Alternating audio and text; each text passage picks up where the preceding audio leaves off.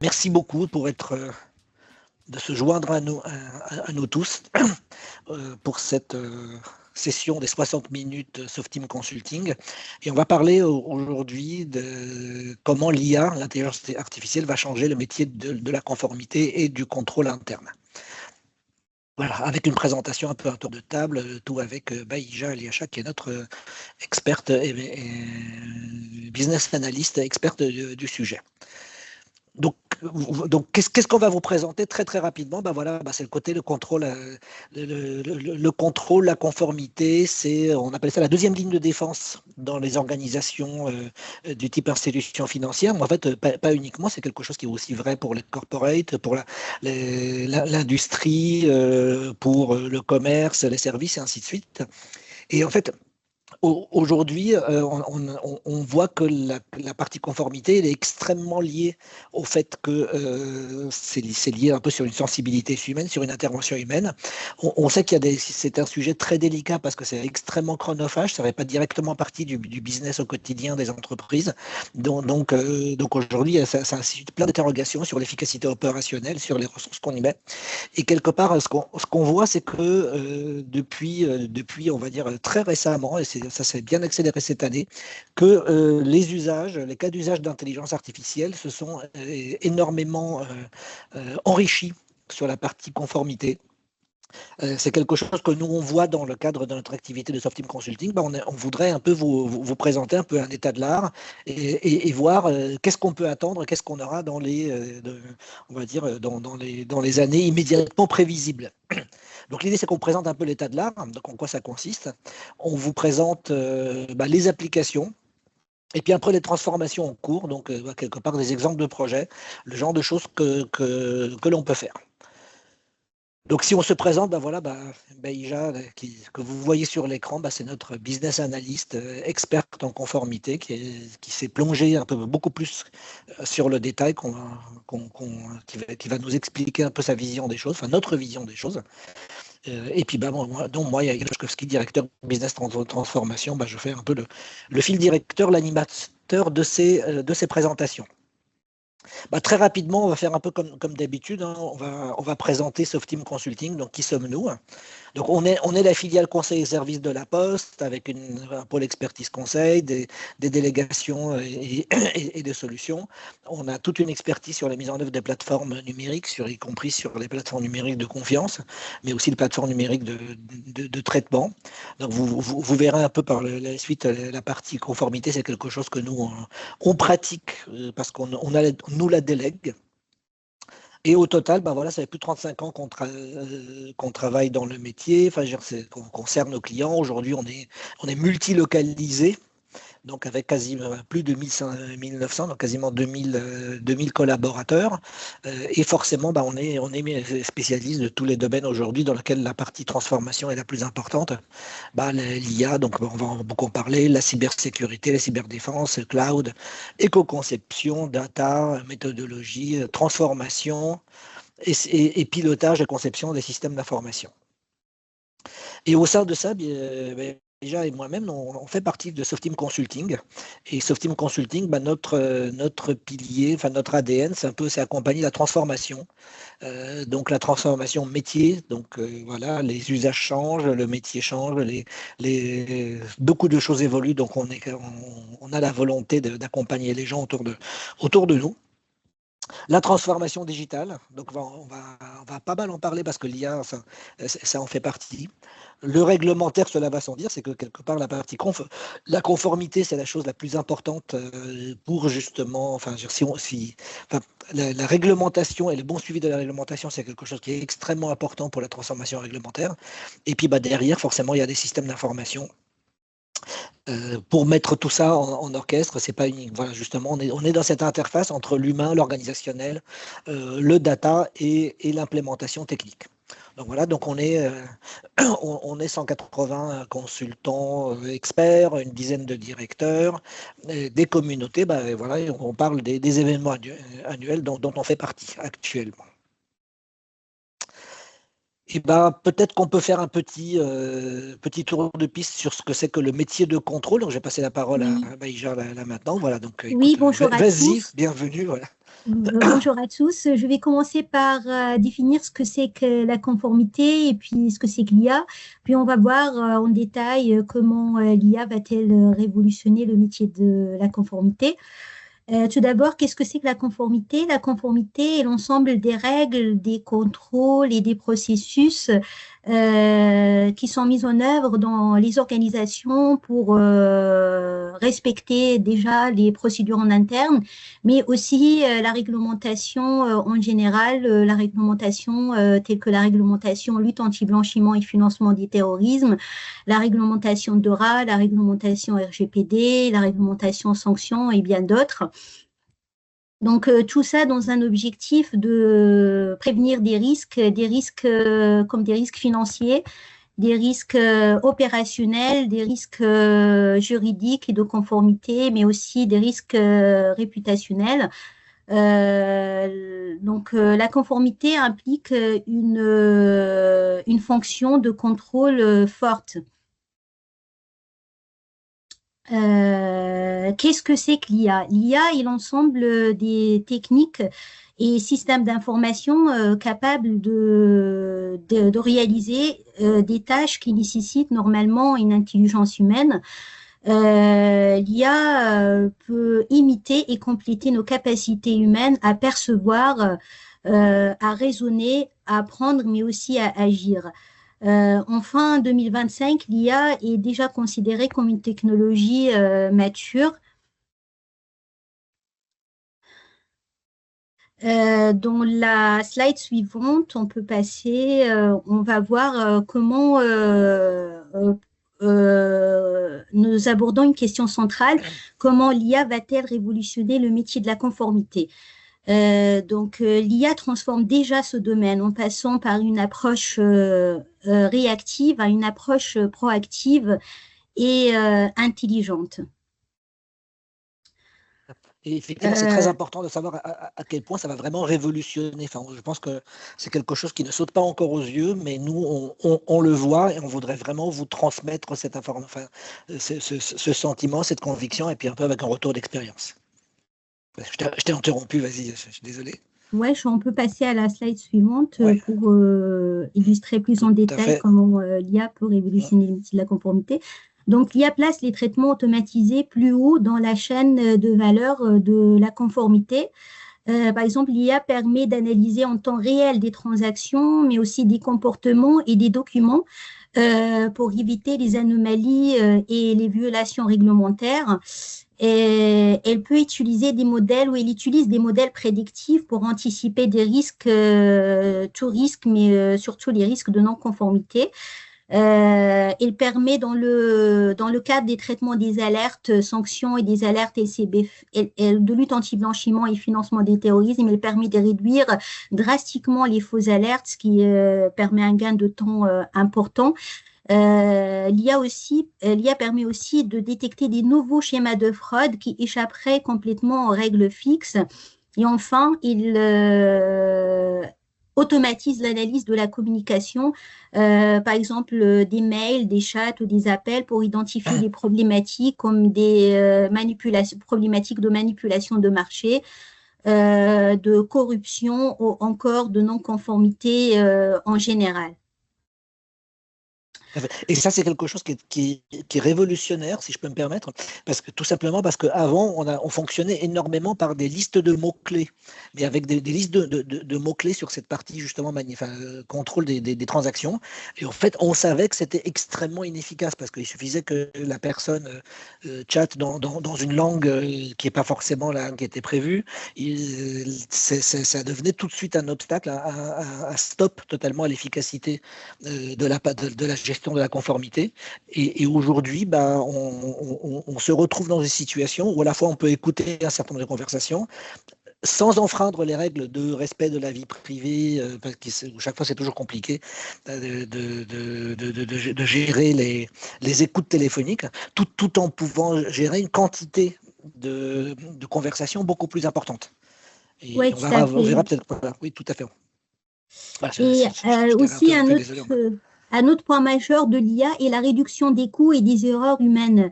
C'est-à-dire en automatisant les tâches répétitives, il diminue les délais de traitement des opérations, réduit les ressources nécessaires pour effectuer ces opérations et donc améliore la fiabilité. Donc, les équipes de conformité peuvent se consacrer sur des dossiers plus sensibles ou encore d'autres dossiers à forte valeur ajoutée. Euh, on peut passer à la slide suivante. Je pense que c'est bon, hein. Il y a Non, peut-être un petit dé. c'est la suivante. Encore, très bien. L'IA ne se contente pas de détecter, elle prévient les risques. Grâce à l'analyse prédictive, elle identifie des comportements et des transactions à risque avant qu'ils ne se produisent. Cela permet de mettre en place des mesures correctives et des plans d'action et donc de renforcer la stratégie de la conformité. Donc, et vous voyez, et c'est ça qui est intéressant. Mais ceci dit, ça, forcément, on vous promet, un peu comme chaque nouvelle technologie, c'est que forcément tout ira mieux, on en sera beaucoup plus efficace et quelque part, si on se débrouille bien, la promesse de l'IA aujourd'hui, c'est qu'il n'y aura plus de fraude et que tout le monde vivra éternellement dans un monde heureux. Bon, ça, c'est un tout petit peu abusif.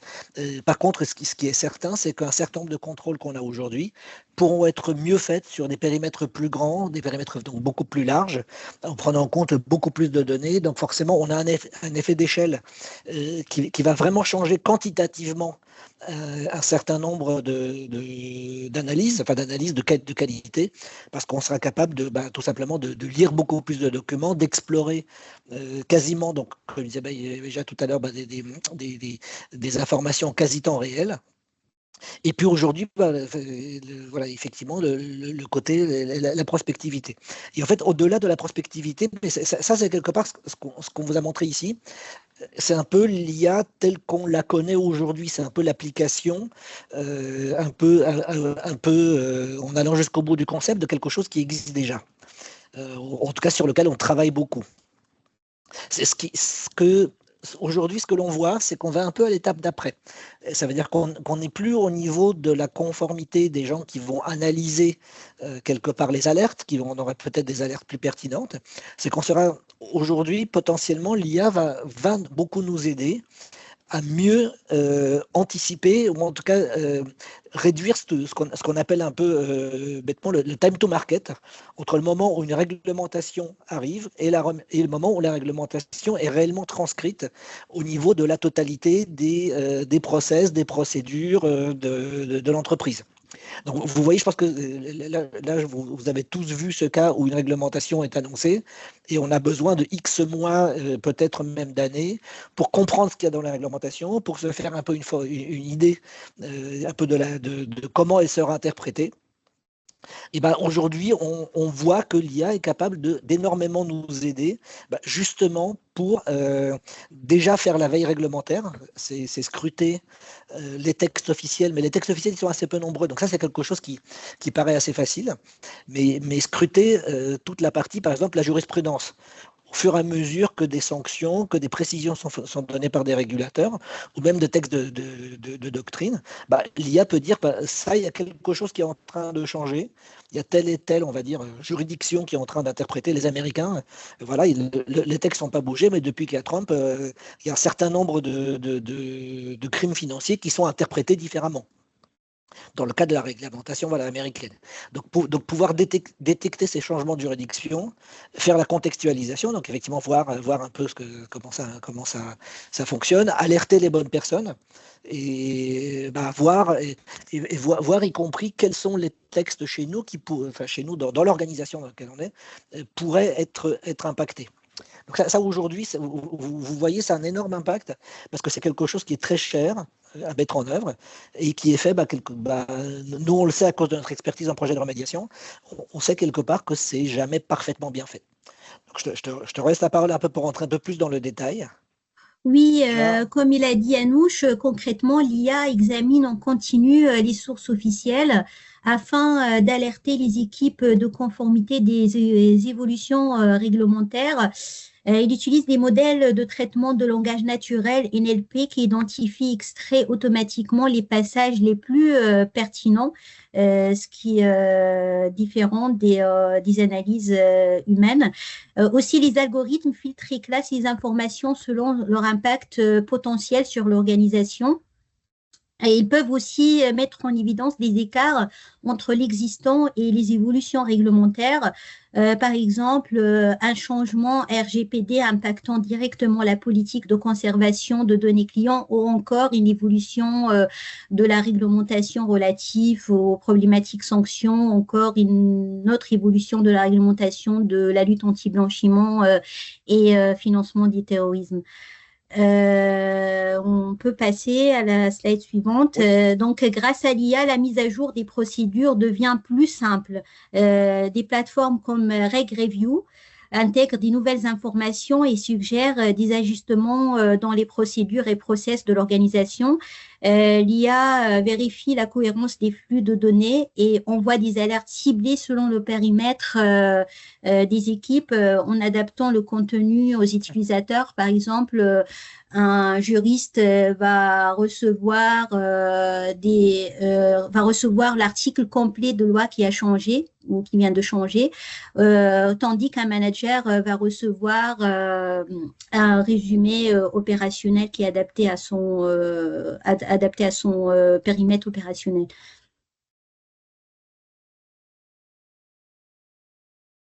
Donc voilà, je te laisse la parole, Yanouche, pour… Qui est nous, on est… Oui. Pardon, je t'ai… Allô? Est-ce que tu m'entends? Oui, je t'entends. Tu voulais dire quelque chose? Non, je te laisse la parole pour la slide suivante. D'accord. Ok, très bien. Voilà, pardon. Voilà, donc vous voyez, donc ça c'est quelque chose, voilà, qui est totalement dans ce que l'IA, donc ce qu'après déjà, c'est quelque chose qui est totalement dans ce que l'IA est capable de faire. C'est juste que c'est une application auquel on voyait pas, on ne voyait pas, enfin, on n'appliquait pas aujourd'hui.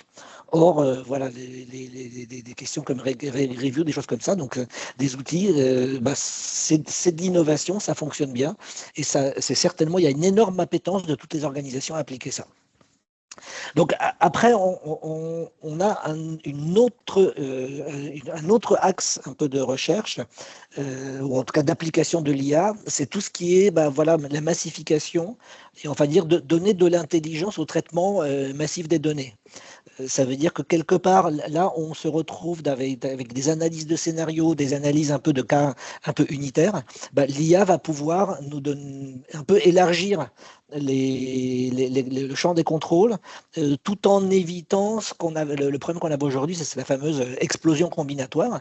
C'est le fameux truc qui nous disait, voilà, au bout d'un moment, on a trop de paramètres, on a trop de données en jeu. L'IA va nous permettre de remuer énormément de données tout en nous focalisant sur les choses qui méritent notre attention.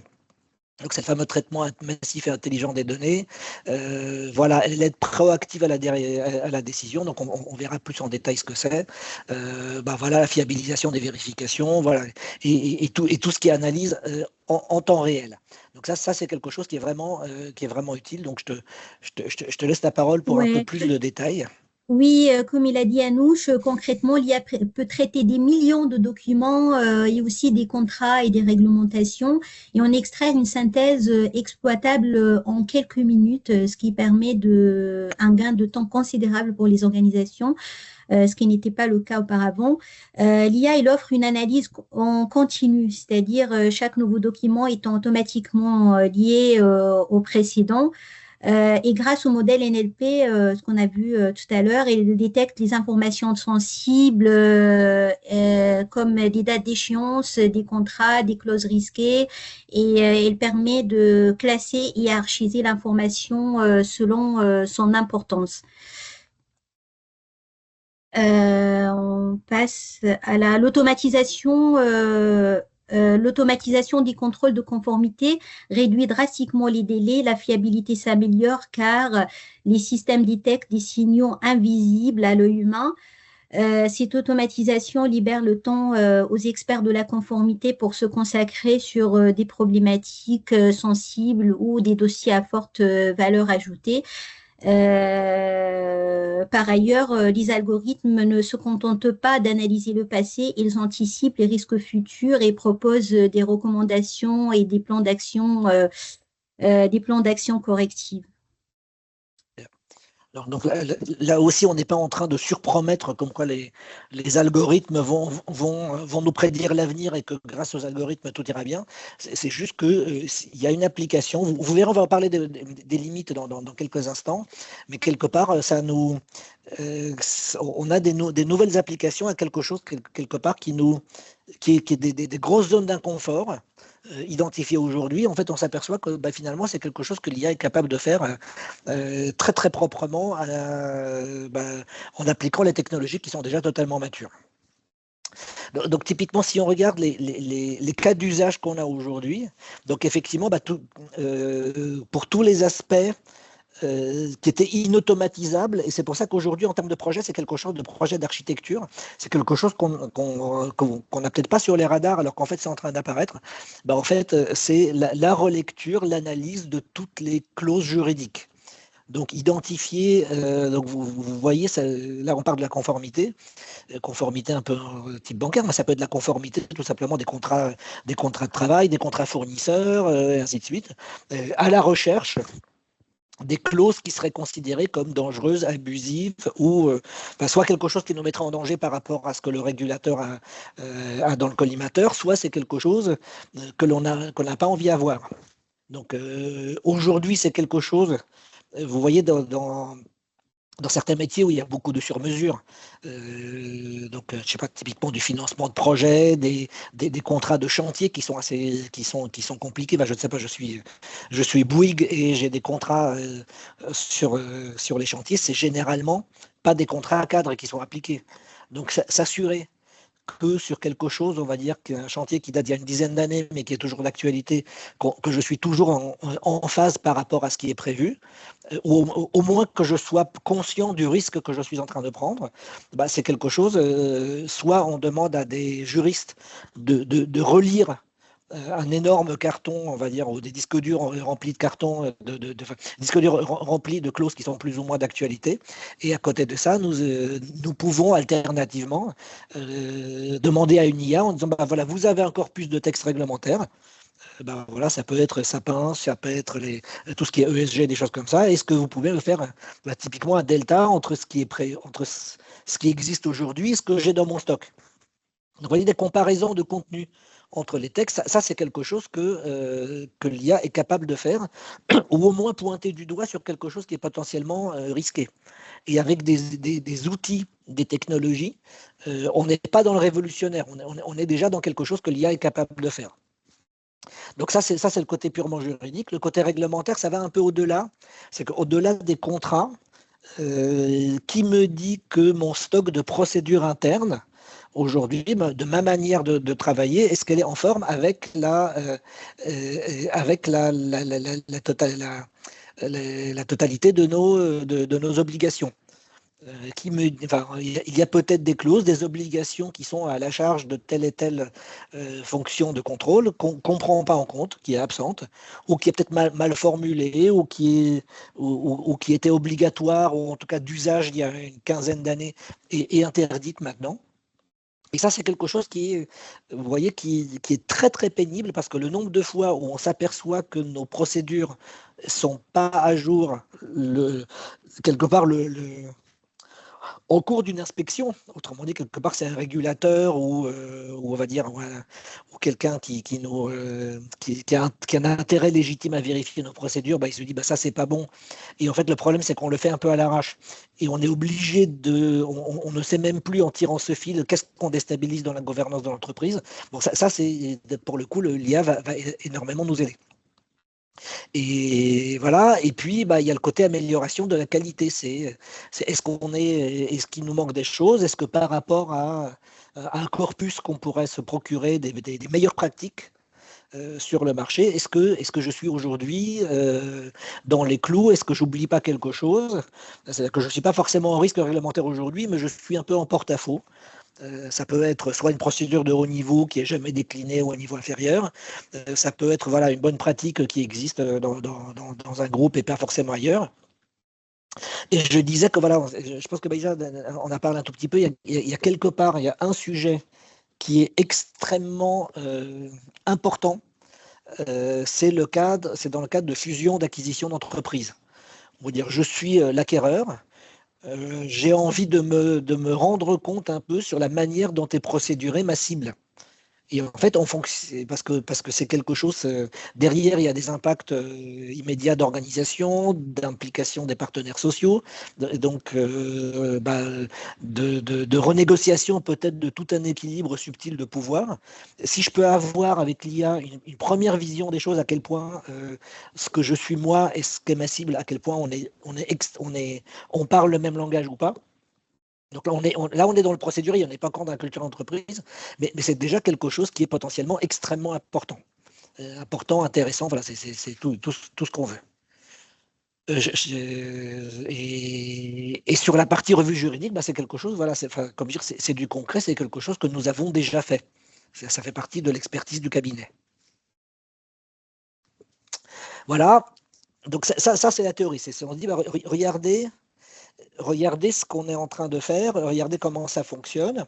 Mais concrètement, la question qui se pose, c'est je ne suis pas en train de surpromettre, est-ce que je ne suis pas un peu au mauvais côté dans la fameuse courbe de hype qu'on vous présente très très régulièrement? Autrement dit, voilà, on surpromet des choses.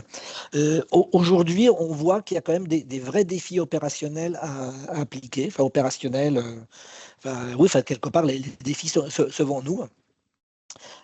Très clairement, le sujet est tellement nouveau qu'on manque de recul et on manque de capacité un peu à se projeter et se dire, de se projeter, de mettre en face des projets les ressources nécessaires. Ces ressources, compétences, c'est tout ce qu'on veut. Derrière, ça va encore au-delà en fait de la problématique de ressources. Ça veut dire que quelque part, les ressources, elles existent. Mais la question, c'est comment je vais les prioriser. Si je suis pas capable de les prioriser, ça veut dire que vous voyez, il y a quelque chose qui est pas net dans mon organisation, dans ma transformation, c'est que peut-être que je manque de stratégie. Et si je manque de stratégie, c'est peut-être que justement, les stratégies, il n'y en a pas. Et il faut se poser la question, l'IA, c'est quoi ma priorité? Parce que la contention de ressources, elle est vraie pour tout le monde. Où est-ce que je mets ma priorité par rapport à un certain nombre de sujets, de promesses que l'on peut faire par rapport à ce que je suis, ce que j'ai envie d'être, des ressources que j'ai, enfin, je sais pas, des évolutions de marché. Et typiquement, où est-ce que je mets les ressources dans quel point, on va dire, les transformations IA sont les plus stratégiques dans mon organisation. Donc ça c'est un vrai sujet. Alors, si je peux vous rassurer, si je demande à l'IA de faire la stratégie IA, le résultat est assez imprévisible. Pour l'instant, mais peut-être dans quelques mois ou quelques années, on pourra juste tous aller se reposer et laisser l'IA faire notre boulot. Mais pour l'instant, la partie stratégie, c'est quand même quelque chose qui est important. Le deuxième sujet que nous voyons, c'est que c'est la complexité des modèles un peu dans les laboratoires qu'on utilise, c'est que c'est un peu à la fois la beauté et la difficulté de l'IA, c'est que l'IA, quelque part, voilà, c'est un peu comme un artiste. Donc, on lui fait confiance, on lui fait pas confiance, mais quelque part, qu'est-ce qui lui passe dans la tête, on le sait pas. Donc, il y a le côté boîte noire, voilà, si vous voulez pas utiliser un autre terme.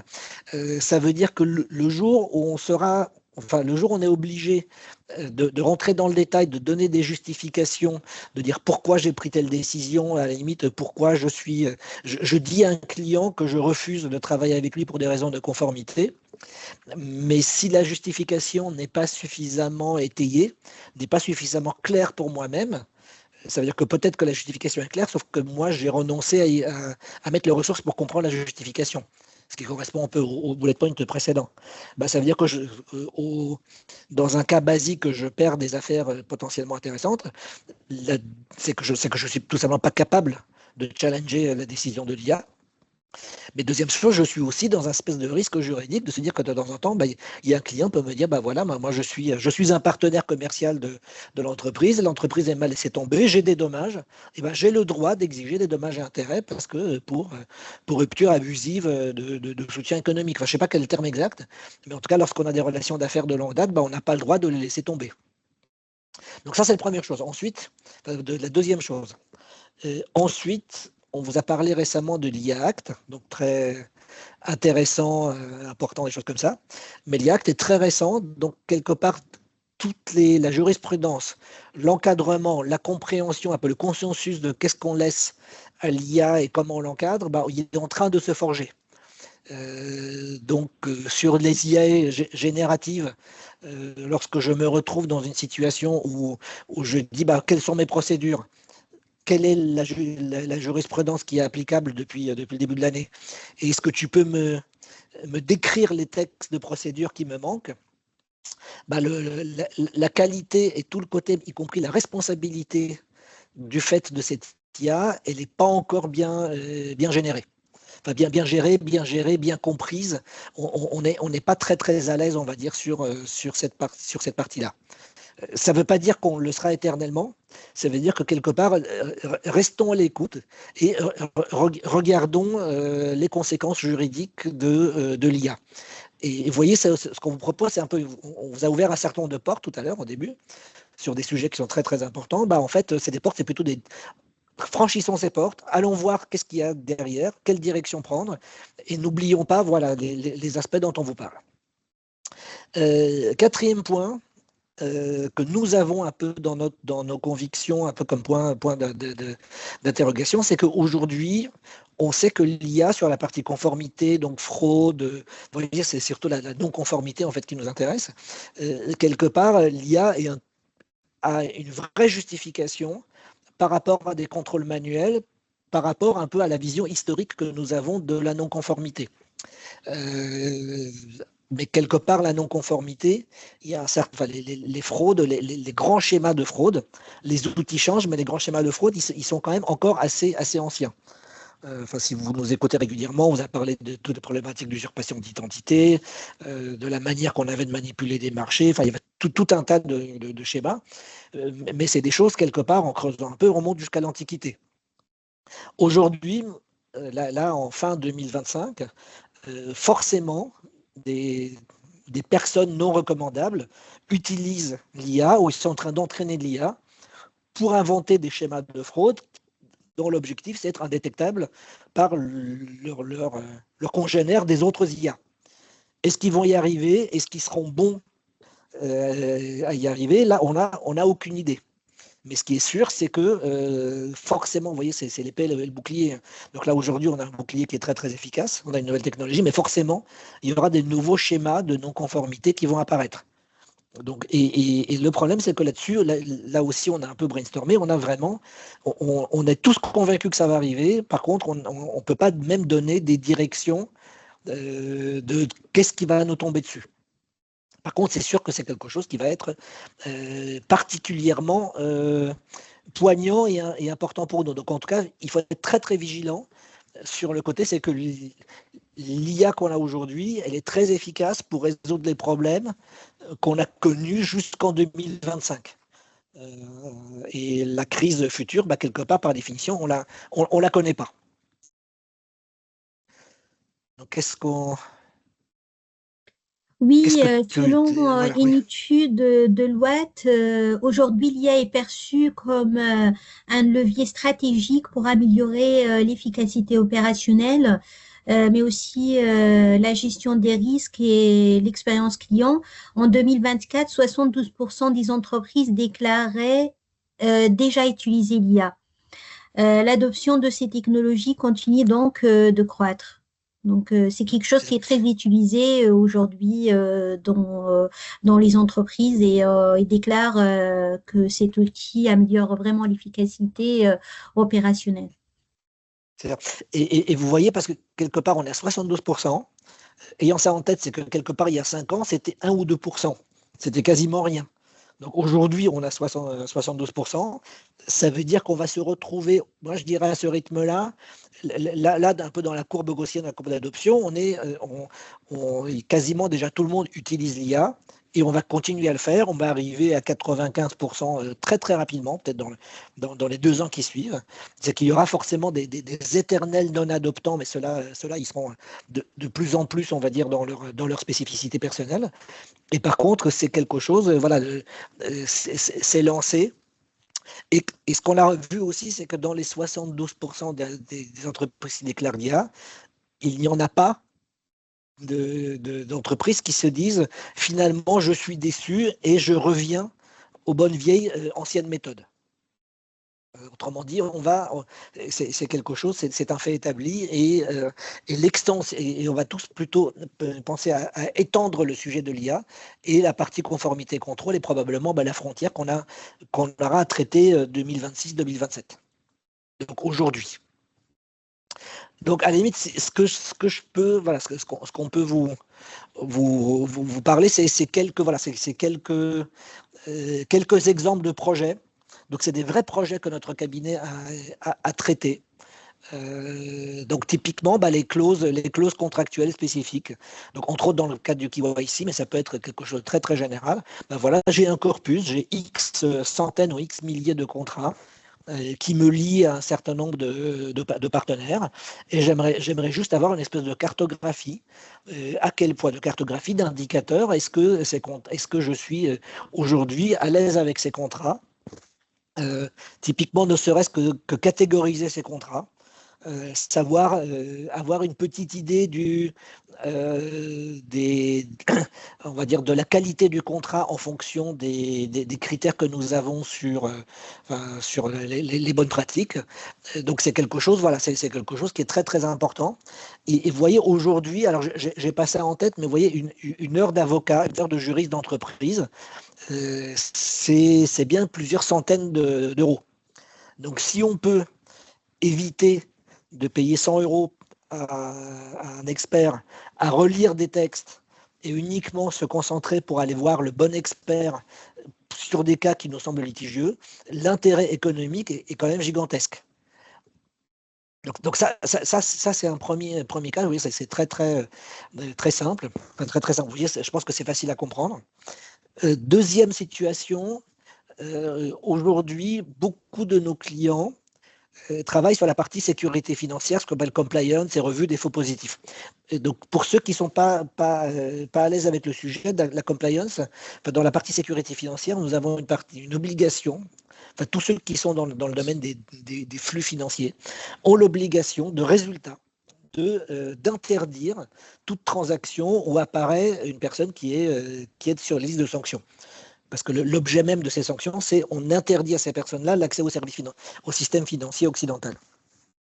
Et donc, comme c'est une obligation de résultat, on a des moteurs de recherche, des modèles, des listes de mots-clés, des choses comme ça, tout un arsenal d'outils qui date quelque part des années autour de 2010. Donc, ils ne sont pas totalement obsolètes, hein. C'est pas du COBOL, des choses comme ça. Il y a déjà un peu de logique floue.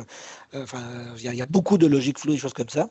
Mais comme on a cette obligation de résultat, quelque part, on est obligé de ratisser large. Autrement dit, on a une quantité de faux positifs absolument gigantesque, de l'ordre de 98% des flux qui sont arrêtés correspondent en fait à des flux qui sont totalement légitimes, sauf que à un moment il y a une adresse Madiran qui apparaît et Madiran, paf, ça fait tout de suite Madiran dans l'adresse, ça veut dire qu'il y a une relation avec Iran et quelque part il faut que quelqu'un prenne la décision de dire que ça n'a rien à voir. Il y a énormément de cas comme ça. C'est lourd. Vous voyez, on a un gros client bancaire dans lequel la gestion des faux positifs, c'est l'équivalent de 1000 équivalents temps plein. Donc c'est énorme. Donc si on arrive à réduire la quantité de faux positifs en ajoutant des informations de contexte, en ajoutant justement un peu d'intelligence et pas uniquement des règles de gestion un peu brutales, c'est quelque chose, l'enjeu économique d'application, il est gigantesque.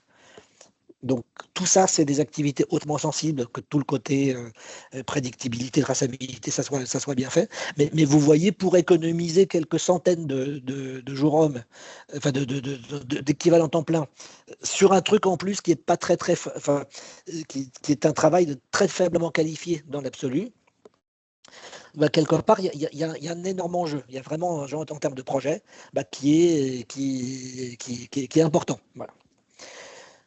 Et sur lequel on veut bien mettre des sous et on se dit, bah, même si on ne tient pas toutes nos promesses, si au lieu d'avoir 500, enfin 1000 personnes qui traitent des alertes totalement idiotes, je descends à 800 personnes qui traitent des alertes idiotes, bah, quelque part, enfin, on a un an mon projet amorti.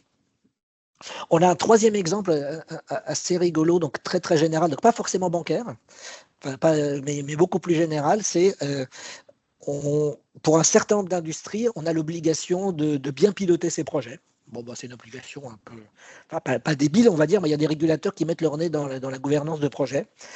Donc, c'est de la conformité aussi au sens strict du terme.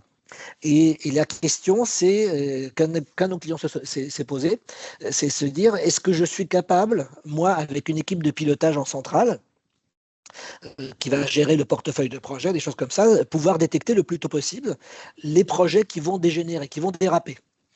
Et ben, on a travaillé sur un outil qui permet de lire tous les comptes rendus des comités de pilotage, des comités de projet, un certain nombre de Jira et ainsi de suite.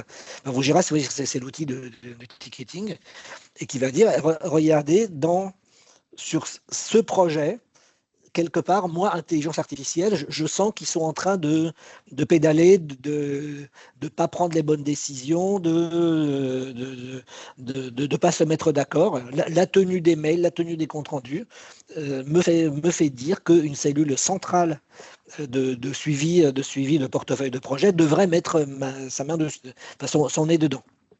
Vous voyez, ce qui évite tout le travail de project manager, officer, qui regarde qui fait quoi, qui sont une capacité en plus à se faire enfumer assez grande. Donc c'est quelque chose voilà, qu'on a mené à bien. Ça fait déjà partie de l'expertise du cabinet. Donc je ne dis pas, ce n'est pas de la science-fiction, voilà, c'est quelque chose qu'on a déjà dans nos références. On ne peut pas vous donner beaucoup plus de références que ça, parce que voilà, c'est forcément, on est dans la formation un peu de rupture. Bon, sachez qu'on a d'autres aussi références, mais qu'on nous a demandé de ne pas citer, parce qu'on estime que c'est tellement important et intéressant qu'on ne voudrait pas que dans une présentation publique, on puisse les afficher. Mais en tout cas, vous voyez un peu l'histoire en train de se faire, elle est devant nous, elle est ici. Et si vous voulez, j'ai vu une démonstration, alors c'est pas chez nous, mais sachez que c'est vendu comme un progiciel déjà. C'est la nouvelle version de l'outil Jira. Donc, vous voyez, l'outil qui gère les tickets, les demandes de support, des choses comme ça, qui a une énorme couche d'intelligence artificielle. Et quelque part, je fais un ticket aussi, comme d'habitude, par l'outil. Et bah, une fois sur deux, bah, l'outil répond tout seul. On n'a plus besoin d'un technicien support. Toutes les demandes du style regardez, c'est telle procédure, tel manuel, vous appuyez sur tel bouton, vous aurez le résultat. On ne dérange même pas un technicien pour avoir la réponse. Ce qui pose des vrais problèmes de transformation sur lesquels on travaille nous aussi. Je ne sais pas, est-ce que tu as peut-être d'autres choses que j'ai beaucoup parlé? Est-ce que Beja, tu as peut-être d'autres choses à ajouter? Non, j'ai pas d'autres choses à ajouter. Ok, bah continuons alors. Voilà. Donc vous voyez, donc là, on a parlé, on a vu la partie conformité, la partie un peu détection des non-conformités, c'est ça qui est intéressant. Donc, très probablement, ce qui va se passer, la prochaine étape, c'est les enquêtes. On en a un tout petit peu parlé, voilà, c'est le côté analyse forcénique, analyse des mails, des conversations téléphoniques, des choses comme ça. Mais potentiellement, le jour où on détecte une grosse non-conformité, un peu l'articulation entre la partie détection et la partie enquête. Vous voyez, c'est quelque chose qui aujourd'hui, dans la partie conformité, dans les fonctions conformité, généralement, c'est bien isolé. Il y a la partie, ceux qui surveillent, et une fois qu'ils surveillent, ils passent la main à quelqu'un qui va rentrer dans le détail. Et il n'y a aucune raison que l'articulation, que le passage de relais entre l'un et l'autre ne se fasse pas. Donc, c'est les mêmes technologies, quelque part, c'est les mêmes personnes autour de nous, c'est les mêmes documents, c'est qu'il faut juste aller un peu plus en profondeur, mais c'est quelque chose que l'IA, quelque part, aujourd'hui, telle qu'on l'a, elle est capable de traiter sans difficulté particulière. Et si on continue, voilà, quelque part, c'est quoi nos convictions aujourd'hui? Donc octobre 2025. Donc nous, on a déjà du recul. On a bien 2 à 3 ans de projets, d'implémentation, de direction de ces projets. Donc c'est sûr que l'IA, c'est pas une mode. C'est bête à dire, mais il faut le dire. C'est qu'on n'est pas en train de tourner en rond, de s'échauffer, de s'égosiller. On a traité un certain nombre de cas comme ça, et ça fait partie aussi de notre expertise de dire aux clients, ça c'est du buzzword, dans 2 ans plus personne n'entendra parler. Là, notre conviction, c'est que l'IA, dans 20 ans, on y sera encore. On est en fait au début encore de l'extension des différents cas d'utilisation. C'est qu'aujourd'hui, on est en phase de rentrer dans de mise en place des projets structurants. Ça veut dire qu'on n'est plus dans des POC, des proof of concept, des démonstrateurs en français, qui sont sympas, qui amusent la galerie, qui quelque part on a envie de jouer avec. Et on se dit, tiens, ça c'est marrant, c'est bien. Quelque part, au niveau de la stratégie, on se dit, il faut mettre de l'IA. La question, c'est le côté, c'est la maîtrise de l'IA, c'est le bullet point voilà, qui est juste après. C'est que tout ça doit être intégré dans une stratégie qui est formalisée, qui tient la route, qui soit quelque part explicitable, démonstrable, y compris aux actionnaires de l'entreprise. Je pense, alors ça on n'a pas écrit, mais vous voyez, il y a encore un certain nombre de faux prophètes ou des gens qui montrent des outils qui tiennent pas leurs promesses, mais objectivement il y en a très peu par rapport à ce que les grands de l'industrie sont capables de faire.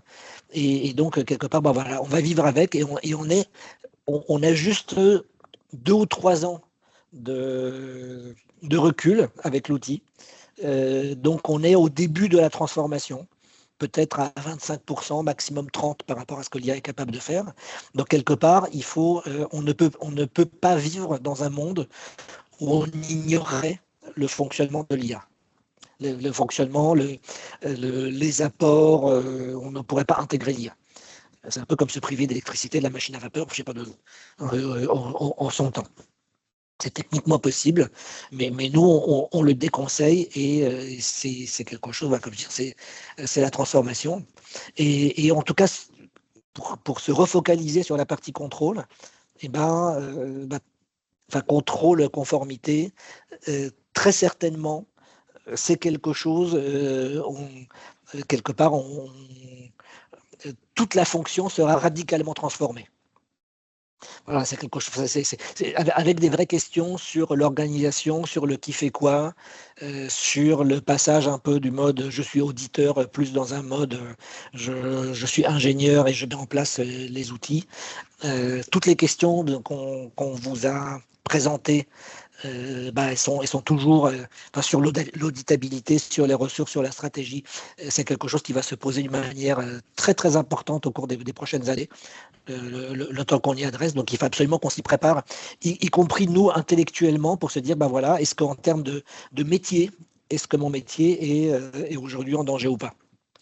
Avec des vrais questionnements sur si l'IA remplace le travail des auditeurs juniors, à quel moment on aura des auditeurs seniors qui connaîtront leur métier.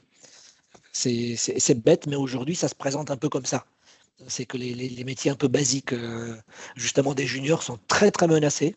Mais d'un autre côté, on est dans une dynamique où on a besoin les seniors de demain, c'est les juniors d'aujourd'hui. Donc ça, c'est un vrai sujet. C'est un peu en dehors de ce cadre-là, mais les outils, voilà, les fonctions humaines du type contrôle seront totalement bouleversées par l'IA. Donc, y compris, voilà, ça en termes de compétences, de métiers, de choses comme ça. Vous voyez, ceux qui ont connu la conformité il y a à peu près une dizaine d'années, lorsque tout l'outil s'est industrialisé, où en gros la conformité c'était encore géré par des gens qui avaient le point de vue de la déontologie. Autrement dit, qui ne connaissaient rien au process, qui ne connaissaient rien au métier, mais qui étaient capables de répondre d'une manière philosophique à un certain nombre de questions profondes qu'on leur adressait. Ces gens-là, ils ont disparu en quelques années. Enfin, on les a fait disparaître au profit de la conformité telle que l'on la connaît. Et on s'est dit, il n'y a aucune raison que cette révolution ne continue pas dans le monde avec l'arrivée de l'IA. Voilà, est-ce qu'il y a peut-être des choses à ajouter, Maïja, de ton côté, par rapport à tes convictions, ton expérience? Ben, c'est comme tu as dit, en fait, l'IA, c'est incontournable aujourd'hui et de plus en plus d'entreprises, ils investissent dans la mise en place des outils qui sont rattachés à l'IA pour une meilleure efficacité et et pour un gain de temps et la réduction des coûts. C'est ça, donc moi, le conseil qu'on a pour tous ceux qui sont présents ici, vraiment, pour notre carrière, intéressez-vous au sujet. C'est quelque chose, voilà, on est à la fois, vous avez le côté, c'est à la fois un risque et une opportunité. Oui. Donc, Ben, nous, on je est vous arrivé, voilà, remercie. voilà. Vas-y, Pardon. oui, pardon. Ben, je vous remercie tous pour votre attention et votre temps. Et si vous avez des questions, n'hésitez pas. Ouais. N'hésitez pas à poser les questions dans le fil du chat. Je suis en train de regarder, d'ailleurs, si vous avez des questions, des remarques. Donc, effectivement, Michel Comin nous dit qu'effectivement, il confirme notre expérience du sujet, mais peut-être quelqu'un d'autre a une question ou même une crainte, hein, parce que c'est typiquement, nous, on est très tourné vers l'avenir, mais je conçois totalement que ça peut être un problème, ça peut être un problème, ça peut être une source d'inquiétude, on va dire, pour beaucoup d'entre nous. Oui, tout à fait. Il y a Ouais. comme tu as dit, au sujet du contrôle interne, il y a ça va changer complètement la fonction du contrôle interne et les profils juniors, les postes des profils juniors vont peut-être disparaître ou une grande partie d'entre eux. Et on nous pose une question sur les éditeurs, sur les acteurs qu'on a aujourd'hui. Alors je suis pas un expert, mais moi ce que je vois, c'est que beaucoup d'éditeurs, de gens qui font des outils d'analyse de texte un peu classiques, sont totalement capables de répondre à ces questions-là. On a parlé de Reg Review aussi. Oui. Voilà. Si tu peux en dire un tout petit peu plus peut-être, hein, parce que bon, moi je suis pas un expert, voilà, par contre, voilà ça. Ben, RegReview intègre les nouvelles informations et suggère des ajustements dans les procédures et processus de l'organisation automatiquement. En fait, il relie les changements réglementaires avec les procédures et processus mis en place et suggère des modifications. Très bien, vous voyez, donc mais là aussi c'est quelque chose qui est très mouvant. Donc en gros, les éditeurs qu'on a aujourd'hui, peut-être dans 6 mois, ça sera différent. Forcément, les grands, les Google, les Amazon, ils jettent un coup d'œil. Enfin, Google a une vraie expertise en traitement du langage. Donc forcément, les outils Google sont pas loin derrière. IBM aussi. Nous, on a un partenariat avec IBM sur ce genre de sujet depuis pas mal d'années. D'ailleurs, on a cette notion-là. Voilà. Qu'est-ce que je peux vous dire d'autre? Restez à l'écoute. C'est un sujet qui est en perpétuelle évolution. Que là, on a nos convictions. Peut-être dans 6 mois, elles seront un tout petit peu différentes. Mais bon, après nos convictions, c'est que justement, il faut être à l'écoute. Donc, quelque part, on n'est pas trop, on s'avance pas trop en disant ça. Mais en tout cas, voilà, Ah oui, si, j'ai une question. La tendance, c'est plutôt solution in-house ou éditeur. Moi, je vois un mélange des deux, personnellement. Je ne sais pas si tu es d'accord, Baïja. Oui, C'est, oui, je suis d'accord avec toi. on part de quelque chose d'éditeur, et par contre, on lâche les labs ou les factories internes pour en faire quelque chose de localisé, d'adapté. Parce que oui, il y a un truc qui est important peut-être, c'est qu'on parle aujourd'hui d'invention de rupture. Donc c'est des avancées, c'est quelque chose, c'est ça qui est génial, c'est que c'est vraiment de la vraie innovation au sens classique du terme. Ce qui veut dire, c'est que très souvent, moi j'ai une idée brillante, je suis un client, je suis une entreprise, j'ai une idée intéressante et on était confronté à ça dans le cadre de cette présentation d'ailleurs sur un use case dont on ne vous parlera pas, parce que en fait c'est juste une idée simple d'application de l'IA, et le propriétaire de cette IA nous dit n'en parlez même pas à l'extérieur, parce qu'en fait, une fois qu'on a l'idée, c'est à la portée de n'importe qui. Mais en attendant, on aura peut-être 1 ou 2 ans d'avantages concurrentiels avec l'application IA auquel on a pensé. Donc c'est pour ça qu'il y a quand même énormément d'investissements. Enfin, on a proportionnellement beaucoup plus de in-house que dans beaucoup d'autres activités. Par contre, est-ce que ça tiendra? Est-ce que ça sera encore vrai à la fin de l'année prochaine? Je n'en sais rien. Est-ce que vous avez d'autres questions, des remarques?